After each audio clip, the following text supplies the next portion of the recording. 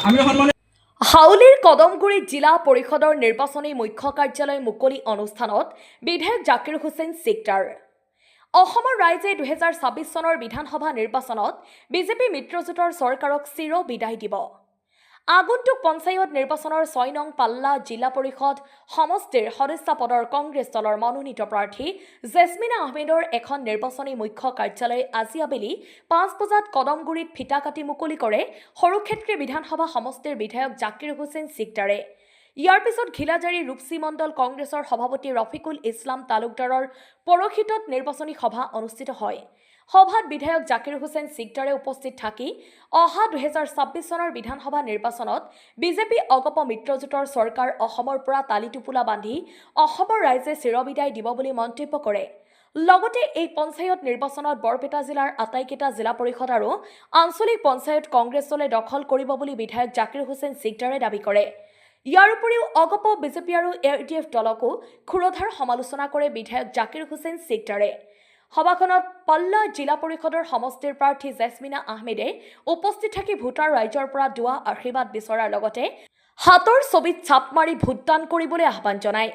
উক্ত সভাত জিলা কংগ্ৰেছৰ উপসভাপতি শামছুল হক, সাধাৰণ সম্পাদক ইউছুফ আলী আহমেদ সহ ভালেসংখ্যক দলীয় কাৰ্যকৰ্তা উপস্থিত থাকে।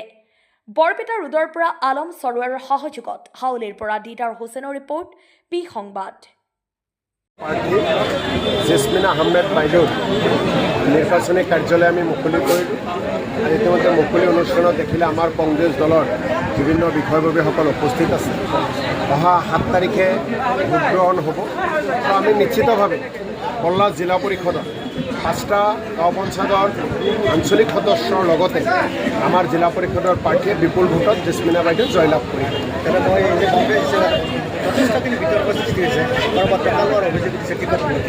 আচলতে কথাবিলাক গোটেইখিনি বিজেপিৰ পলিচি। এই যে আমাৰ ওপৰত যিখিনি অভিযোগ হৈছে, বাতৰি হৈছে, এই গোটেইখিনি বিজেপিৰ পলিচি। টিকেট নাপায় অলপ খুব থাকিব পাৰে। যে আপোনালোকে দেখিছে মোৰ বক্তব্যটো কৈছোঁ যে টিকেট বিচাৰি টিকেট নোপোৱা বহু ব্যক্তি আমাৰ দলখনত আহিছে। আজি আমাৰ মিটিঙত আছে, দলৰ হৈ কাম কৰিছে। গতিকে 2-4জনে টিকেট নাপায়। যিসকলে সদায় কেৱল ভাবে যে এই দলত থাকিম আৰু ময়েই টিকেট পাম আৰু টিকেট পালে দলৰ লগত আছোঁ, টিকেট নাপালে দলৰ লগত নাই, তেনেকুৱা 2-4জনে বদনাম কৰাটো স্বাভাৱিক। কিন্তু যিবিলাক কথা বাৰ্তা আলোচনা হৈছে লেনদেনৰ, কতোতো প্ৰমাণ দিব পৰা নাই, কোনো প্ৰমাণবিহীন। কাৰণ দলৰ পৰা তেওঁলোকে গুচি যাব, বেলেগ দলত যোগদান কৰিব। সেইকাৰণে দলক কেনেকৈ বদনামী কৰিব পাৰি তেনেকুৱা অভিযোগসমূহ দিছে। গতিকে দলৰ মজিয়াত কথাবিলাক আলোচনা কৰিব লাগে।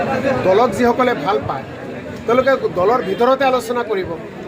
মুকলিকৈ কিবা আলোচনা কৰে নেকি? অৰ্থাৎ তেওঁলোকে কেৱল স্বাৰ্থৰ কাৰণে এই দলটোক তেওঁলোকে ব্যৱহাৰ কৰিব বিচৰা ব্যক্তিসকলে আজি দলৰ বদনাম কৰি আছে। আৰু মই ভাবোঁ এইবোৰ আজি তল পৰিছে। আৰু গোটেইখিনিৰ ইন্ধন যোগাইছে AJP আৰু বিজেপি। বিজেপিৰ কাৰণে প্ৰচাৰ কাৰ্য তীব্ৰতৰ হৈছে কংগ্ৰেছৰ বদনাম। গতিকে আমি নিশ্চিতভাৱে কংগ্ৰেছৰ নিষ্ঠাবান কংগ্ৰেছ কৰ্মীসকলে টিকেট পাইছে। বহু নিষ্ঠাবান কংগ্ৰেছ কৰ্মীসকলে টিকেট পোৱা নাই। কিন্তু একেলগে টিকেট যিহেতু এটা টিকেট যিজনে পাইছে তেওঁৰ হৈ অকলে কাম কৰি আছে। আৰু আমি বৰপেটা জিলা পৰিষদ আমি গঠন কৰিম। বৰপেটাৰ যিমানকেইটা আঞ্চলিক পঞ্চায়ত আছে আমি গঠন কৰিম।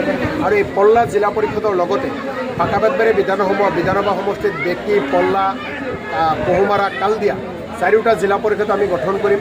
26টা গাঁও পঞ্চায়তত যি আঞ্চলিক সদস্যৰ পদপ্ৰাৰ্থীসকল আছে, পদপ্ৰাৰ্থীসকলেও জয়লাভ কৰিব। পাকাবেতবাৰীৰ লগতে বৰপেটা জিলাখনত কংগ্ৰেছ দলৰ যথেষ্ট ফলাফল ভাল হ'ব। আৰু যেতিয়া আপুনি মিত্ৰতা কৰিব, বন্ধু কৰিব, বা কাৰোবাৰ লগত যেতিয়া আপুনি প্ৰেম কৰিব, প্ৰেম, বন্ধুত্ব আৰু মিত্ৰতাত কিবা স্বাৰ্থ থাকিব পাৰে নেকি? প্ৰেম, বন্ধুত্ব, মিত্ৰতাত ৰাজহুৱাভাৱে কিবা গালি গালাজ কাজিয়া কৰিব পাৰি নেকি? কাৰোবাক দোষাৰোপ কৰিব পাৰি নেকি? গতিকে আমি ভাৰতীয় জাতীয় কংগ্ৰেছ দলে প্ৰতিটো মুহূৰ্ততে আমাৰ চিন্তাধাৰা হ'ল 26ত হিমন্ত বিশ্ব শৰ্মাৰ মিত্ৰজোঁটৰ চৰকাৰখনক শাসনৰ পৰা বিদায় দিব লাগে। আৰু সেই বিদায় দিবলৈ যাওঁতে ধৰ্ম নিৰপেক্ষ নীতিত বিশ্বাসী ৰাজনৈতিক দলৰ লগত কংগ্ৰেছ দলে সদায় মিত্ৰতা কৰিব বিচাৰে। কিন্তু সেই মিত্ৰতাৰ মাজত কোনো স্বাৰ্থ নাথাকিব, সেই মিত্ৰতাৰ মাজত কোনো স্বাৰ্থ নাথাকিব। সেই মিত্ৰতা কেৱল অসম আৰু অসমীয়া জাতিৰ স্বাৰ্থত হ'ব।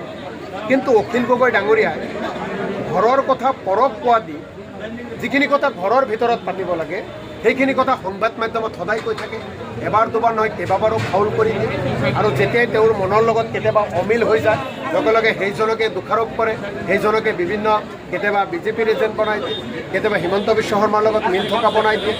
গতিকে অসমৰ ৰাইজে চাই আছে, অসমৰ ৰাইজে চাই আছে যে আমাৰ কংগ্ৰেছ দলৰ নেতাসকলৰ ভাষ্য কি আৰু অখিল গগৈ ডাঙৰীয়াৰ ভাষ্য কি ৰাইজে বিচাৰ কৰিব। আমি জানো ভাৰতবৰ্ষৰ পৰা অসমৰ পৰা বিজেপিক বিদায় দিবলৈ হ'লে কংগ্ৰেছ দলৰ নেতৃত্বত বিদায় দিব লাগিব, আৰু কংগ্ৰেছ দলৰ সেই বিজেপিক বিদায় দিয়া যাত্ৰা পথত অখিল গগৈ ডাঙৰীয়াই যাতে হেঙাৰ হৈ থিয় নহয় তাৰ প্ৰতি তেখেতক মই আহ্বান জনাইছোঁ। আৰু অখিল গগৈ ডাঙৰীয়াৰ প্ৰতি মই আহ্বান জনাওঁ, আপুনি অকণমান ধৈৰ্য ধৰক, ধৈৰ্যৰ শক্তি বঢ়াই লওক, অধৈৰ্য হ'লে আপুনি পিছলি যাব। ঠিক আছে।